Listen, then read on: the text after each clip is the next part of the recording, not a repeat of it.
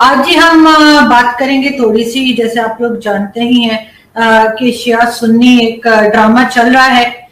Twitter trend भी बना हुआ था एक दो दिन पहले, और इस तरह के ड्रामे अक्सर हुआ करते थे पहले। अब तो खैर काफी टाइम के बाद दोबारा से हमने ये शिया सुन्नी झगड़े और ड्रामे का जो है वो देखा है मंजर। लेकिन इसके पीछे क्या चीजें होती हैं वो समझने की जरूरत है।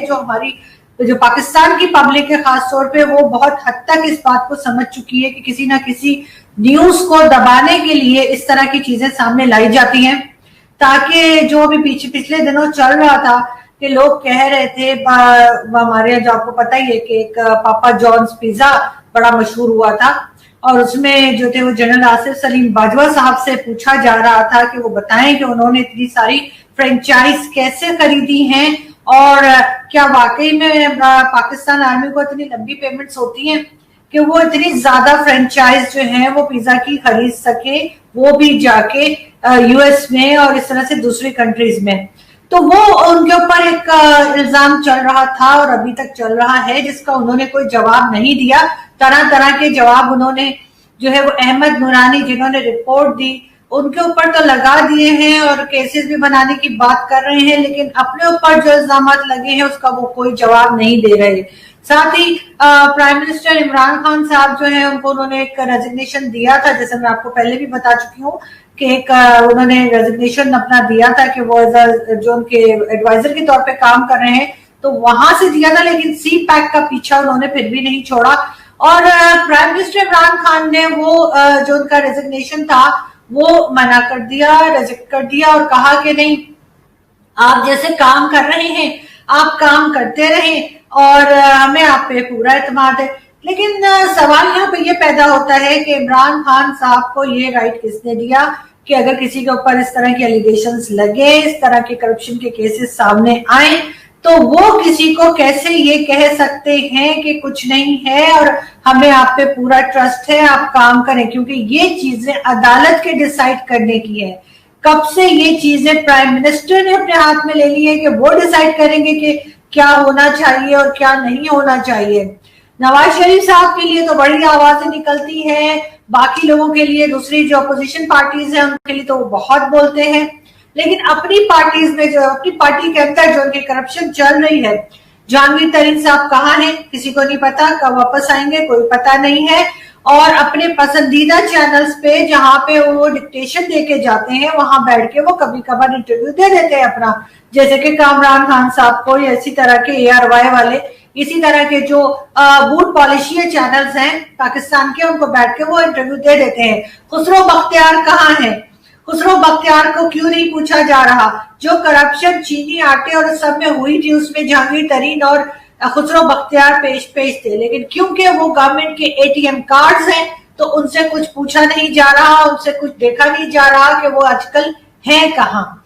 इसी तरीके से फैसल वावडा साहब को शर्म नाम की कोई चीज, शायद उनके पूरे जैसे कह रहे हैं उनके आगे पीछे जितने लोग हैं उनमें शर्म नाम की कोई चीज है ही नहीं, क्योंकि जब ये मोटरवे इंसिडेंट हुआ था उसके बाद की उनकी आप प्रेस कॉन्फ्रेंस उठा के देख लें, उसके बाद उनकी मीडिया ब्रीफिंग आप देख लें, उसमें वो ये फरमा रहे हैं कि जी अपने आप छोटे बच्चों को भी बाहर ना जाने दें।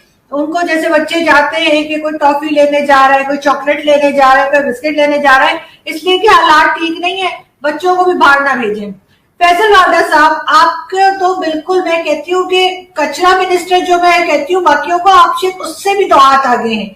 आपको शर्म नहीं आती? आप लोगों को प्रोटेक्शन तो कोई दे नहीं सकते किसी किस्म की, लेकिन गवर्नमेंट में बैठ गए हैं सिर्फ अपनी गाड़ियां दिखाने के लिए और अपने महलात बनाने के लिए, अपनी करप्शन छुपाने के लिए। हमें आज भी याद है कि फखर दुर्रानी की रिपोर्ट जो हमने चलाई थी, और वो भी इत्तेफाक से अहमद दुर्रानी साहब की ही रिपोर्ट थी जो मेरे शो में आके उन्होंने चलाई थी, और कहा था कि आपने अपने नौकर के नाम कितने पैसे कर रखे थे और उस नाम से आप किस तरह से मनी लॉन्ड्रिंग कर रहे थे, और क्या कुछ अभी भी वो केसेस आपके ऊपर चल रहे हैं। लेकिन आप फ्री ने इस गवर्नमेंट पे, आप फ्री ने इमरान खान साहब पे कि उन्होंने आज भी आपको जो है वो पार्लियामेंट में बिठा रखा है। आज भी वो आपको, उन्होंने खुली छुट्टी दी हुई है कि आप जाके टीवी चैनल्स पे बैठे और बैठ के आप बात करें, वरना आप वही हैं जो बूट लेकर आ गए थे काशिफ अब्बासी के शो में, और उसके बाद बहुत बड़ी सजा दी गई थी कि जी 3 हफ्ते के लिए आपका टीवी चैनल्स पे आना बंद हो गया था। लेकिन ये चीज जो है अब आम पब्लिक समझने लगी है। जिस तरह का रिएक्शन आसिम सलीम बाजवा के पिज्जा के जो करप्शन उनका केस बना है, जो फ्रेंचाइज का, उसके बाद जिस तरह की जो आप देख सकते हैं कमेंट्स आ रहे हैं ट्विटर पे, सोशल मीडिया पे, हर जगह आम लोगों के, जिनका मीडिया से कोई ताल्लुक नहीं है, जिनका पॉलिटिशियन से या पॉलिटिक्स से कोई ताल्लुक नहीं है, वो आम लोग भी अब ये चोरियों को समझने लगे हैं। वो भी अब वहां पे लिख रहे हैं। ये इल्जाम आप बार बार सिर्फ और सिर्फ अपनी किसी दूसरी दुश्मन कंट्री जिसे आप बोलते हैं या नेबरिंग कंट्री जो होती है उसमें नहीं डाल सकते। अरे आपके अपने करतूत ठीक होंगे तो किसको क्या मौका मिलेगा कि वो आपको बोले। लेकिन आप लोग बोलते हैं और आप लोग करते हैं इस तरह की हरकतें। अब तो ये हो गया है कि सोशल मीडिया की वजह से आप पकड़े जाने लगे। अब आपकी कोशिश ये है कि आप चाह रहे हैं कि किसी तरीके से आप सोशल मीडिया को कंट्रोल कर सके ताकि लोग उस पर बात ना कर सके। लेकिन इतना आसान नहीं है ये, इसलिए कि सिर्फ पाकिस्तान में तो नहीं, सारी दुनिया में लोग देखते हैं, सारी दुनिया में लोग बात करते हैं। और अगर आप इतने ठीक होंगे तो आपके लिए फिर कौन बोलेगा? कोई नहीं बोलेगा। तो अब सबसे पहले अपनी चोरियों को बंद करें और अपने आप को मनी ट्रेल दे जो जिसकी है, चाहे वो आसिम सलीम बाजवा हो, चाहे फैसल वावडा हो, चाहे वो जहांगीर तरीन हो, चाहे कोई भी हो, उस सबको चाहिए कि दे। ये तो पीटीआई का जो नारा था कि हम नया पाकिस्तान लाएंगे, तो वो नया पाकिस्तान वो इसी तरीके से लाए हैं कि वो लोगों को सोशल मीडिया पे खुला के धमकियां लगाते हैं, गन्स के साथ पिक्चर्स लगाते हैं और मार देने की धमकियां देते हैं। और अब तो आहिस्ता आहिस्ता वो चीजें जो हमें पहले दूसरे बताया करते थे कि जी आपके ये करप्शन हो रही है, इस इदारे में करप्शन हो रही है, उस इदारे में करप्शन हो रही है, अब वो खुलकर सामने आ गए हैं। जैसे कि आसमा जहांगीर साहिबा ने कहा था एक दफा कि जिस दिन इन फौजी जनरलों की करप्शन सामने आएगी तो उस दिन ये पॉलिटिशियंस तो बहुत मासूम लगने लगेंगे। मेरा ख्याल है कि आसिम सलीम बाजवा साहब ने उस चीज की बिस्मिल्लाह कर दी है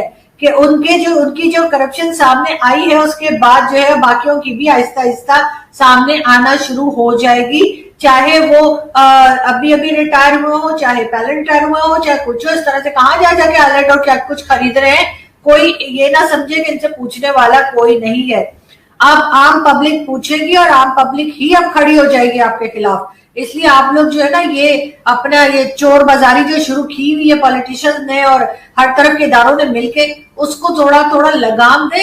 कितना खाएंगे यार, कितना खाएंगे? इतना तो आप लोग खा भी नहीं सकते जितनी आप लोग चोरियां कर रहे हैं। दूसरी बात, हम चलते हैं बलूचिस्तान की तरफ। बड़ा जी आप लोगों को दर्द हो रहा होता है कि वो कश्मीर में 1 साल से पता नहीं 5 महीने 6 महीने से इंटरनेट बंद है और वहां पे 2G चल रहा है और ये हो रहा है वो हो रहा है। वो तो खैर बहुत गलत कर रहा है क्योंकि इंडिया तो है ही ऐसा ना, इंडिया तो हमेशा यही करता है मुसलमानों के साथ, इंडिया तो हमेशा यही करता है कश्मीरियों के साथ। लेकिन आप अजीम लोग क्या कर रहे हैं? आप मुझे ये बताइए ना, आप बलूचिस्तान में क्या कर रहे हैं? बलूचिस्तान में आयात बलोच को मार दिया गया, बिल्कुल दिन दहाड़े उसके माँ बाप के सामने। क्या किया आपने? कुछ नहीं किया। आप गायब हो गए, थोड़े दिन की न्यूज चली फिर वो भी गायब हो गई। वहां पे मिसिंग पर्सन्स जो है उसका क्या किया है आपने? कुछ नहीं किया। अब वो इसी तरह से लोग गायब हो जाते हैं, उनके बच्चे, उनकी बीवियां, उनके माँ बाप उनकी पिक्चर्स लेके सड़क पे बैठे रहते हैं, कोई देखने वाला नहीं है। मीडिया को इजाजत ही नहीं है कि वो कवरेज कर सके। मीडिया वहां पे जा ही नहीं सकता अपनी मर्जी से बलूचिस्तान में। अभी गए थे हामिद मीर, जितनी गोलियां हामिद मीर साहब ने खाई हैं वो दोबारा नहीं खाना चाहेंगे। तो इसलिए जब वो गए थे तो उन्होंने ये दिखाया कि क्रिकेट स्टेडियम बना दिया है फौज ने और फौज ने ये कर दिया है वो कर दिया, लेकिन उन्होंने और कुछ नहीं बताया कि वहां पे जो लोग मौजूद हैं उनको पानी नहीं है पीने का। वहां पे बलूचिस्तान जैसी जगह पे भी इंटरनेट बंद है, वहां पे आम पब्लिक आराम से नहीं जा सकती। आपने मुझे अक्सर देखा है कि मैं फखर यूसुफजई के साथ शोज करती हूँ तो मैं उनको कहती हूँ कि आप इधर चले जाए, आपको रिक्वेस्ट करती हूँ उधर चले जाए, तो शहर के किसी भी इलाके में वो चले जाते हैं और उसके बाद KPK के लिए भी वो तैयार है, लाहौर भी वो जाने को तैयार है। लेकिन ऑब्वियसली हम यहाँ पाकिस्तान में बैठकर हम इतनी हिम्मत नहीं कर पा रहे अभी कि हम फखर से रिक्वेस्ट करेंगे फखर आप जरा बलूचिस्तान जाकर रिपोर्टिंग कर दें। क्यों? इसलिए कि हमें पता है वहां क्या होगा। या तो हमें उनकी मर्जी से काम करना होगा कि जो वो बता रहे हैं, जो वो अपने कारनामे गिना रहे हैं हम वही दिखाएं।